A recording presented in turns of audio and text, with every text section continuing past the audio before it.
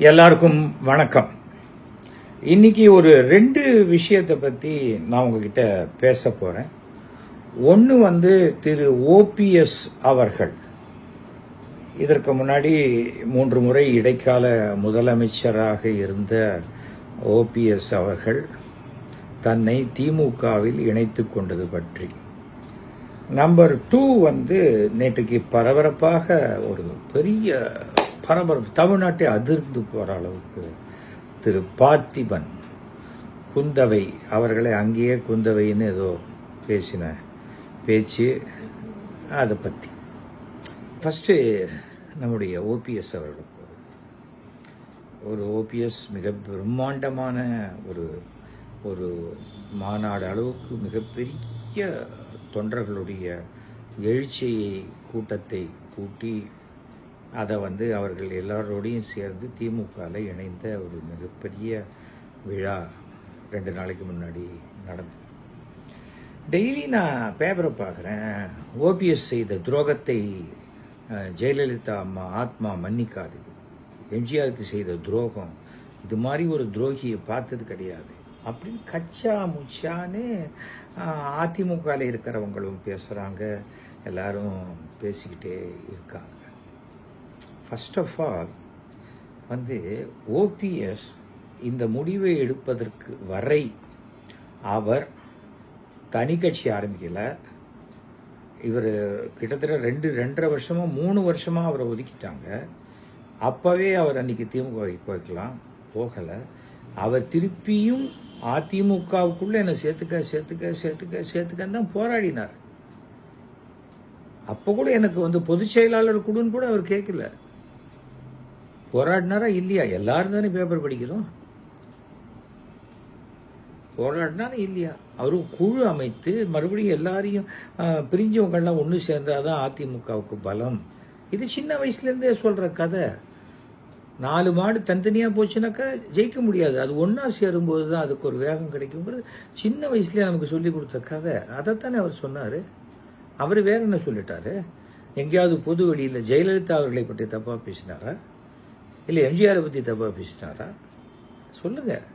எப்போதுமே ஒரு இன்ஸ்டிடியூஷன் அந்த இன்ஸ்டிடியூஷனில் இருக்கும்பொழுது அந்த இன்ஸ்டிடியூஷனில் இருக்கக்கூடிய ஒரு நபர் தவறான நபராக இருந்தால் அந்த நபரை பற்றி பேசக்கூடிய இது எல்லாருக்குமே தான் இருக்கும்.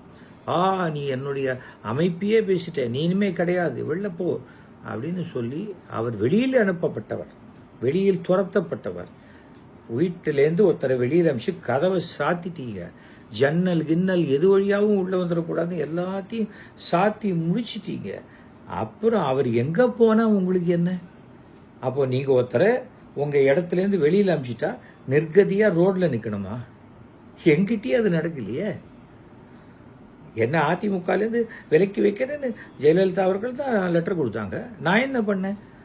நான் தான் உண்மையான அதிமுக, என்ன அதிமுக 2ன்னு ஹெல்ப் பண்ணுங்க நான் லெட்டர் கொடுத்தேன். நான் கொடுத்தேன்னா இல்லையா? இருக்கு, போய் பாருங்க.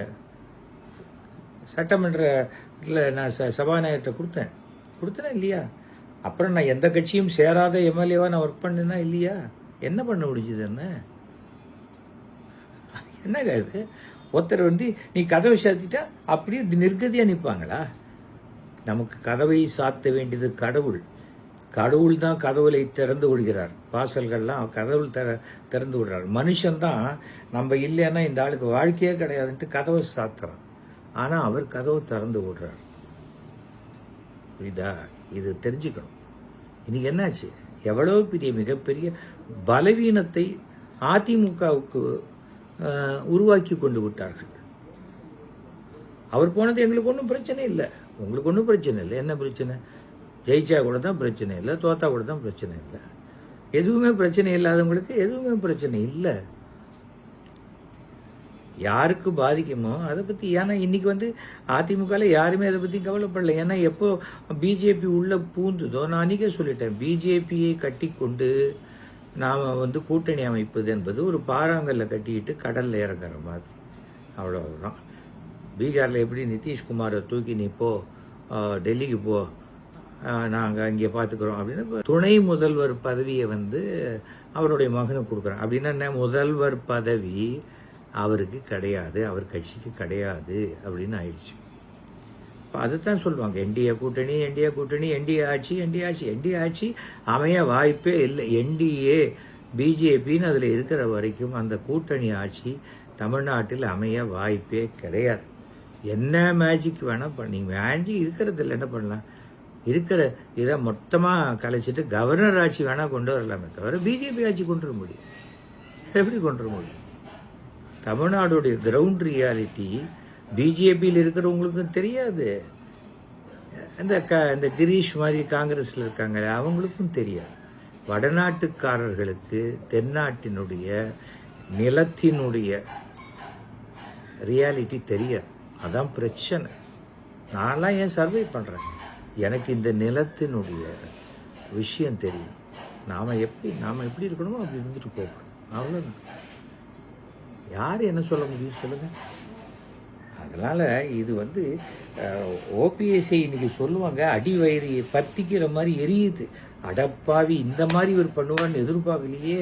அவர் அப்படியே கையை கட்டிக்கிட்டு ஷேர் முன்னாடியே உட்காந்து அப்படியே கடைசி வரைக்கும் நம்மளையே ஏக்கமாக பார்த்துட்டு இருப்பாருன்னு நினைச்சிங்கல்ல. இந்த வந்துட்டாரு டிஎம்கே. அவருக்கு வயதில் மூத்தவராக துரைமுருகனுக்கு அடுத்த பதவி கூட அவருக்கு கொடுக்கலாம். கொடுத்துட்டா என்ன பண்ணுவீங்க? நாளைக்கு சீட்டு அவர் ஜெயிச்சு திமுக ஆட்சிக்கு வந்தால் ஓபிஎஸ் என்ன பண்ணுவார்? ஓபிஎஸ்ஐ சபாநாயகராக ஆக்கி அழகு பார்ப்பார்கள். அப்போது ஓபிஎஸ் எல்லாருக்கும் இப்படி வணக்கம் போட்டு சொல்லும்போது எல்லாரும் அவரை சொன்னீங்களே, அவங்க எல்லாரும் கும்பிடு போட்டுட்டு தான் அவர் உட்கார்ந்த அப்புறம் தான் உட்கார முடியும். காஃபி சாப்பிட போனால் கூட அவருக்கு ஒரு கும்பிடு போட்டு தான் காஃபி சாப்பிட போகும். புரியுதா? இதுதான் யதார்த்தம். ஏன்னா மனிதன் என்ன வேணா நினைக்கலாம், இறைவன் என்ன நினைக்கிறாங்கிறத யோசிக்கணும். ஜெயலலிதா ஆத்மா என்ன தண்டிக்கலை. ஜெயலலிதா ஆத்மாவோட நான் பேசினவன். உங்களுக்கு யாரெல்லாம் தவறு செய்தார்களோ அவர்கள் கடுமையாக தண்டிக்கப்படுவார்கள் மிஸ்டர் சேகர்னு சொன்னாங்க. சொல்லி முடிக்கல, ஆளாளுக்கு ஜெயிலுக்கு போனாங்க. யார் போனாங்கலாம் தெரியும்ல, அவ்வளோதான். நான் நேர்மையானவன், நான் விசுவாசியெல்லாம் கிடையாது, நான் ரொம்ப நேர்மையானவன், அவ்வளோதான். இன்றைக்கி நான் திமுகவில் சேரலையே. ஏன்?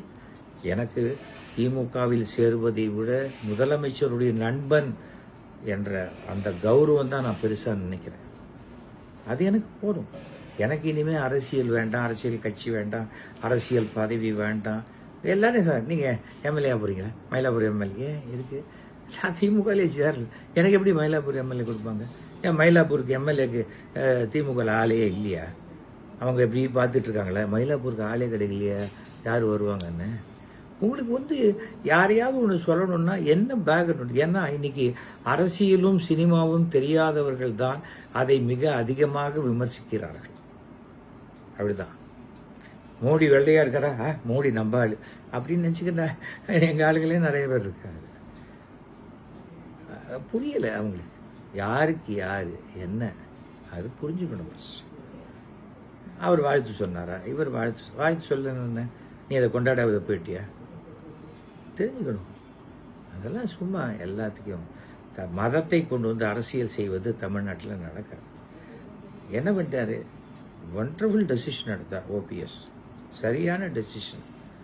வந்தார் உள்ள.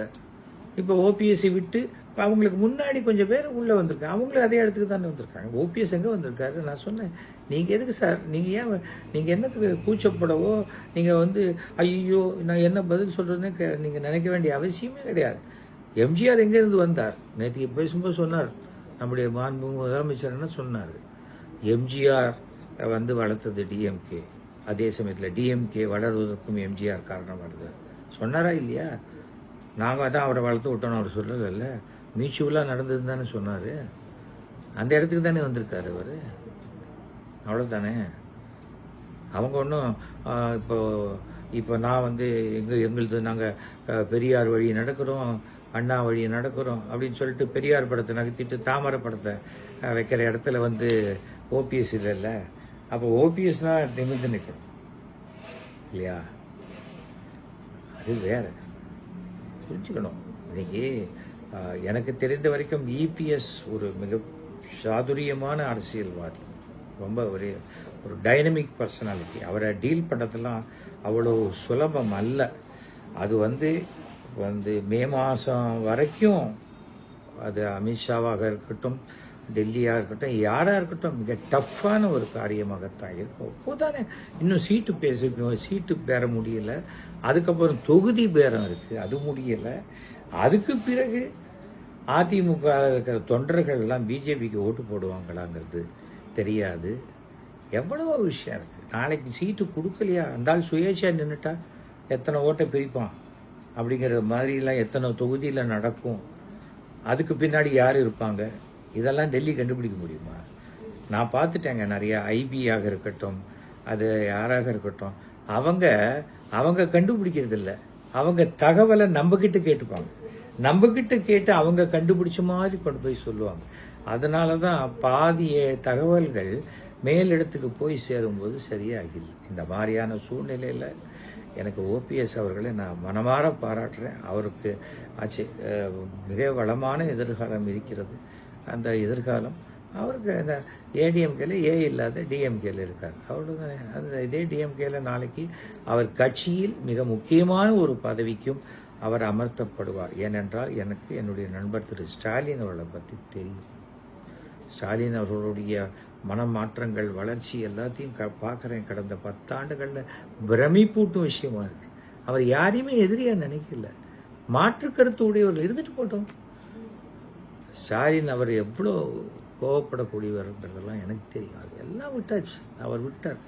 போட்டோம், போ விட்டோம். நம்மக்கிட்ட அப்படி ஜாலியாக சிரிச்சுக்கிட்டு அப்படி எல்லாத்தையும் லெஃப்ட் ஹேண்டில் டீல் பண்ணிட்டு போகிறார். ரொம்ப இதுவாச்சுன்னா அப்படின்ட்டு போகிறாரு. அதுக்கே அப்படி பண்ணதுக்கே என்ன வைரலாக போய் அவர் அதை சொல்லிட்டார், இதை சொல்லிட்டாரு, மொத்தமாக இழுத்து மூடியாச்சு, சமாதி கட்டியாச்சு, என்னென்னோ அவர் ஒன்றுமே சொல்ல, நல்லபடியாக முடிஞ்சுது அப்படின்னு தான் சொன்னார். அதையே இப்படி பண்ணுறீங்கன்னா அவருக்கு எவ்வளவு ஒரு ஃபாலோயிங்கும், அதுக்கு எவ்வளோ முக்கியத்துவம் அந்த சின்ன ஆக்ஷனுக்கே இருக்குன்னு சொன்னால், அப்படிப்பட்ட இடத்துல தான் அவர் சேர்ந்திருக்காரு. அதனால் இது மீண்டும் மீண்டும் ஓபிஎஸ் செய்தது மிக நியாயமான ஒரு விஷயம். யாராக இருந்தாலும் சுயமரியாதை உள்ளவர்கள் யாருமே எடுக்கக்கூடிய அந்த முடிவைத்தான் ஓபிஎஸ் அவர்கள் எடுத்திருக்கிறார். அவ்வளோதான். அவனுக்கு தனக்கு வந்தால் தான் தலைவலியும் திருவலியும் தெரியும்னு ஒரு பழமொழி இருக்கு. சும்மா உட்காந்த இடத்துல இந்த துரோகி, நீ இது பண்ணிட்ட, நீ அது பண்ணிட்ட, அதுக்கெல்லாம் ஒரு பிரயோஜனமும் கிடையாது.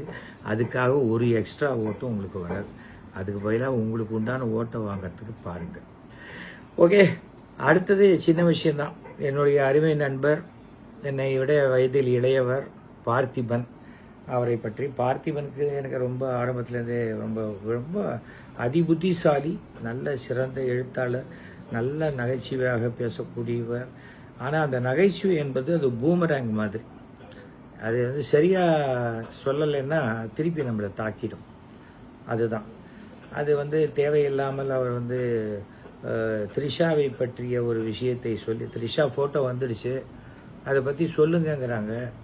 நானாக இருந்தால் இல்லை சார் இதை விட்டுருங்க, அப்புறம் வேறு அடுத்த ஃபோட்டோ காட்டுங்கன்னு சொல்லியிருப்பேன். காரணம், த்ரிஷா இன்றைக்கி அரசியலில் கிடையாது. த்ரிஷா ஒரு நடிகையாக, அவரோட கூட நடித்த ஒரு சக நடிகையாக இருக்கிறார்.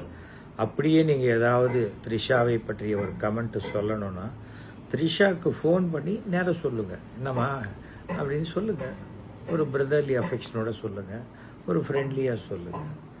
அதை விட்டுட்டு இது மாதிரி சொல்கிறது வந்து த்ரிஷா மேலே ஒரு தேவையில்லாத ஒரு பொறாமையோடு பேசுகிற மாதிரி தான் எல்லாருக்கும் தெரியும். But I appreciate Trisha. இந்த விஷயம் வந்த உடனே அவங்க கொடுத்தாங்க பதில். மைக்கு நாம் சொல்கிறத தான் சொல்லும், நாம் எவ்வளோ தப்பாக சொன்னாலும் அதைத்தான் பெருசாக காட்டும், அது மாற்றி சொல்லாதுங்கிற மாதிரி சொன்னாங்க. அதுக்கு வந்து எனக்கு ஒரே ஒரு விஷயந்தான் இதில் நடந்து போச்சு, தப்பு நடந்து போச்சு, நம்ம தப்பாக பேசிட்டோங்கிறத பார்த்திபன் உணர்ந்துட்டார். அது நல்ல விஷயம். ஆனால் நான் என்னை வருத்தத்தை தெரிவிக்கிறேன்னு சொல்லக்கூடாது. தமிழ் படித்த எல்லாருக்குமே வருத்தம் வேறு, மன்னிப்பு வேறு.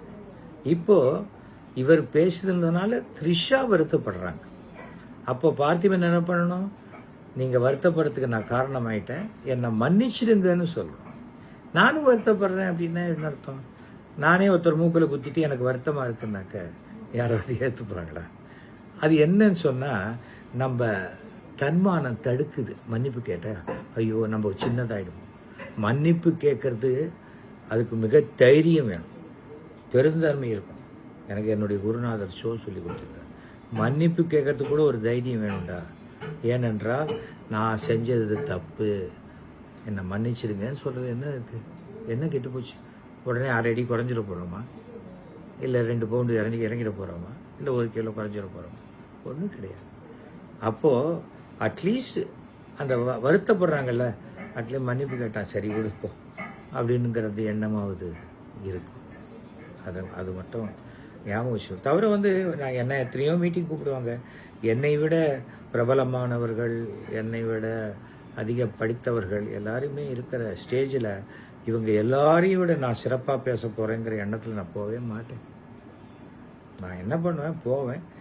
அந்த விஷயத்தில் எனக்கு என்ன தோணுதோ அதை மட்டும் பேசுவேன். ஒருத்தர் கேட்டார், நீங்கள் போகிற இடத்துல நீங்கள் பேசுகிறீங்க, யாருமே சிரிக்கலைன்னா அவங்களுக்கு எப்படி இருக்கும் அப்படின்னு கேட்டேன். நான் சொன்னேன், அப்போ நான் சிந்திக்கக்கூடிய விஷயத்த சொல்லிட்டு வந்துட்டேன்னு நினச்சிட்டு வந்துடுவேன், அவ்வளோதான் அப்படின்னு. எதுக்கு போகிற இடத்துல எப்படியாவது சிரிக்க வச்சே ஆகணுமா? அது ஒன்றும் அவசியம் கிடையாது. எந்த இடத்துக்கு போகிறோங்கிறது தானே இருக்குது. அதற்காக சொல்கிறேன். நான் என்னுடைய நெருங்கிய நண்பன் வீட்டு கல்யாணத்துக்கு போனேன். போயிட்டு எல்லாத்தையும் வாழ்த்திட்டு வந்தேன். அப்போது அந்த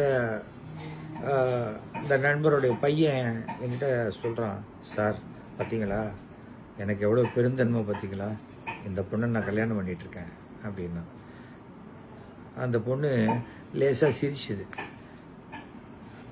அந்த பொண்ணு, உன்னுடைய பொண்டாட்டி ஏன் சிரிக்கிறா தெரியுமான்னு. ஏன் சார் அப்படின்னா, இல்லை என்னோடய பெருந்தன்மையை தெரிஞ்சிக்காமல் இந்த ஆள் வளரிட்டு இருக்கானேன்னு சிரிக்கிறான். அந்த பொண்ணு ஒத்துக்கிட்டா தான் நீ கல்யாணம் பண்ணிக்க முடியும். புரிஞ்சுக்கா. நீ என்ன பெருந்தன்மை, எனக்கு உனக்கு என்ன பெருந்தன்மை? உனக்கு இந்த மாதிரி ஒரு பொண்ணு கிடைக்கிறது ரொம்ப அதிர்ஷ்டம். இதை கடைசி வரைக்கும் இவளோடு சேர்ந்து வாடுற மாதிரி பாருன்னு சொல்லிட்டு வந்தேன். அதே போல் இன்னொரு வீட்டில் என்னுடைய நண்பனுடைய தாத்தா இறந்து போயிட்டார். என்னப்பா என்ன திடீர்னு இப்படி கார்த்தா, நேற்றுக்கு சாயங்காலம் கூட அவரை பார்த்தேன். தெரியலம்மா, என்னென்ன தெரில, காத்தால ஏந்தாரு, காஃபி சாப்பிட்டாரு, அப்படியே செத்து போயிட்டாருப்பா அப்படின்னா. நான் சும்மா இல்லாமல் யார் காஃபி போட்டாங்க அப்படின்னு. உடனே அவன் கோவிச்சுக்கல, தெரிலப்பா, அதான் நான் யோசிச்சுட்டே இருக்கேன்.